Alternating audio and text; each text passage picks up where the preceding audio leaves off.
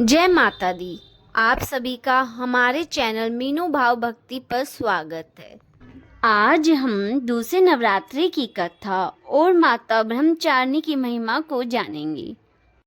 नवरात्रि का दूसरा दिन एक ऐसा दिन जो तप, त्याग और अटूट भक्ति का प्रतीक है। क्या आपने कभी सोचा है कि माता ब्रह्मचारिणी ने भगवान शिव को पाने के लिए कितनी कठिन तपस्या की थी? कैसे एक राजकुमारी ने महलों का सुख त्याग कर जंगलों में वर्षों तक साधना की? आज की इस वीडियो में हम आपको सुनाएंगे माता ब्रह्मचारिणी की संपूर्ण कथा। एक ऐसी कथा जो न केवल आपको भक्ति से भर देगी बल्कि जीवन में संघर्ष करने की शक्ति भी देगी। वीडियो को अंत तक जरूर देखें क्योंकि इस कथा में छिपा है आपके जीवन को बदलने का एक गहरा संदेश।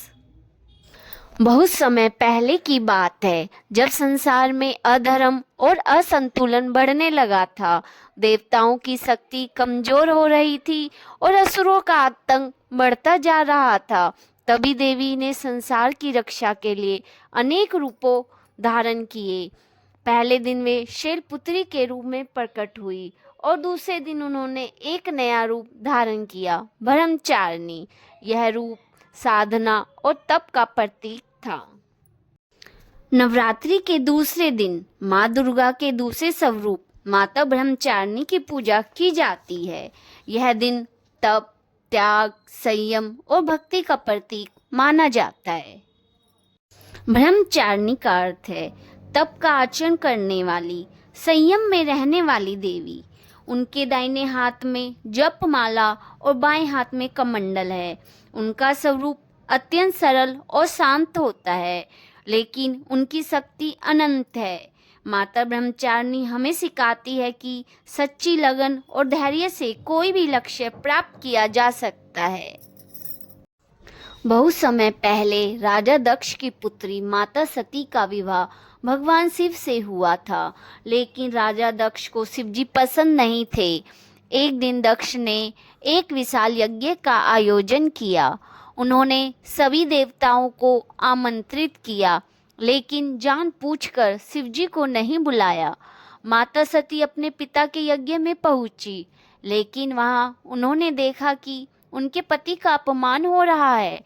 इस अपमान को सहन न कर पाने के कारण उन्होंने यज्ञ की अग्नि में अपने प्राण त्याग दिए। यह घटना इतनी भयानक थी कि पूरा ब्रह्मांड कांप उठा। समय बीतने के बाद माता सती ने पुनः जन्म लिया। इस बार वे हिमालय के घर जन्मी और उनका नाम पार्वती रखा गया। बचपन से ही पार्वती का मन शिवजी की भक्ति में लीन था। उन्हें अपने पिछले जन्म की स्मृति थी। उन्होंने निश्चय किया कि वे केवल शिवजी को ही पति रूप में प्राप्त करेंगी। यह संकल्प उनके जीवन का उद्देश्य बन गया। कथा का मुख्य भाग, जहाँ पर माता ब्रह्मचारिणी बनी। एक दिन देवर्षि नारद मुनि पार्वती के पास आए और उन्होंने कहा, हे देवी, आपका भाग्य अत्यंत महान है। आप भगवान शिव की अर्धांगिनी बनेंगी। यह सुनकर माता पार्वती अत्यंत प्रसन्न हुई, लेकिन नारद जी ने आगे कहा, परंतु यह मार्ग आसान नहीं होगा।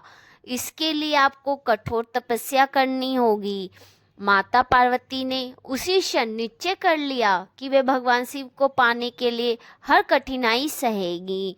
उन्होंने अपने राजसी वस्त्र और सुख सुविधाएं त्याग दी और जंगल में जाकर कठोर तपस्या शुरू कर दी। माता पार्वती ने अपने संकल्प को पूरा करने के लिए कठोर तपस्या शुरू की। उन्होंने पहले कई वर्षों तक केवल फल और फूल खाकर जीवन बिताया।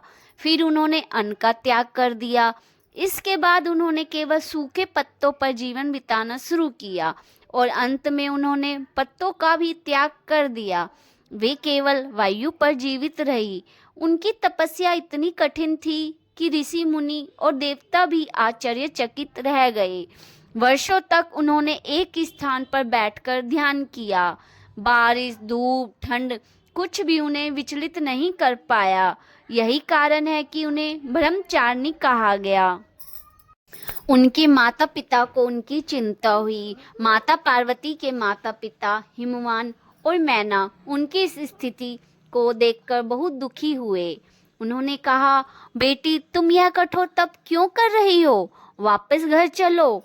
लेकिन माता ब्रह्मचारिणी ने दृढ़ स्वर में कहा, मेरा लक्ष्य भगवान शिव को पाना है और मैं अपने संकल्प से पीछे नहीं हटूंगी।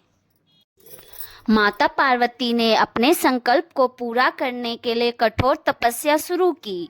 उन्होंने पहले कई वर्षों तक केवल फल और फूल खाकर जीवन बिताया। फिर उन्होंने अन्न का त्याग कर दिया। इसके बाद उन्होंने केवल सूखे पत्तों पर जीवन बिताना शुरू किया और अंत में उन्होंने पत्तों का भी त्याग कर दिया। वे केवल वायु पर जीवित रही। उनकी तपस्या इतनी कठिन थी कि ऋषि मुनि और देवता भी आश्चर्यचकित रह गए। वर्षों तक उन्होंने एक स्थान पर बैठकर ध्यान किया। बारिश, धूप, ठंड कुछ भी उन्हें विचलित नहीं कर पाया। यही कारण है कि उन्हें ब्रह्मचारिणी कहा गया। देवताओं ने उनकी परीक्षा लेने का निर्णय किया। उन्होंने नारद मुनि को भेजा।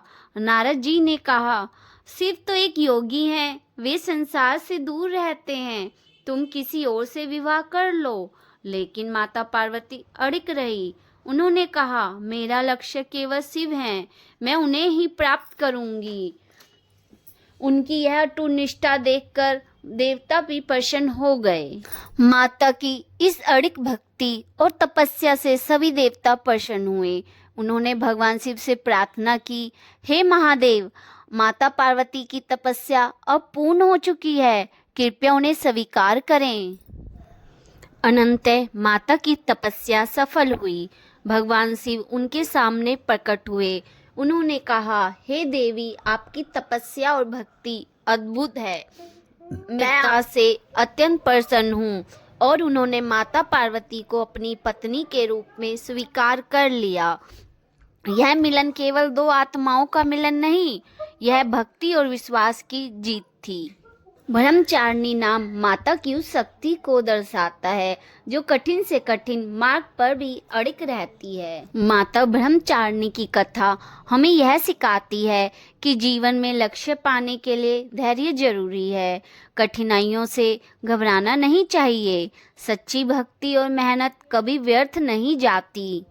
नवरात्रि के दूसरे दिन माता ब्रह्मचारिणी की पूजा करने से आत्मबल बढ़ता है, मन को शांति मिलती है, कठिनाइयों का सामना करने की शक्ति मिलती है। अगर आपके जीवन में संघर्ष है तो यह कथा आपको शक्ति देगी। माता की कृपा से हर बाधा दूर हो सकती है। दूसरे नवरात्रि की पूजा विधि, पूजा थाली, मंत्र जाप। दूसरे नवरात्रि के दिन सुबह स्नान करें, माता ब्रह्मचारिणी की पूजा करें, फूल, धूप, दीप अर्पित करें, गुड़ और शक्कर का भोग लगाएं और ओम देवी ब्रह्मचारिण्य नमः मंत्र का उच्चारण करें। फिर आरती करें और प्रसाद बांटें। दोस्तों, यह थी दूसरी नवरात्रि की पावन कथा माता ब्रह्मचारिणी की। अगर आप भी अपने जीवन में सफलता, शांति और शक्ति चाहते हैं तो इस नवरात्रि पर माता रानी की भक्ति में लीन हो जाइए। अगर आपको यह कथा पसंद आई हो तो वीडियो को लाइक करें, शेयर करें और चैनल को सब्सक्राइब करें।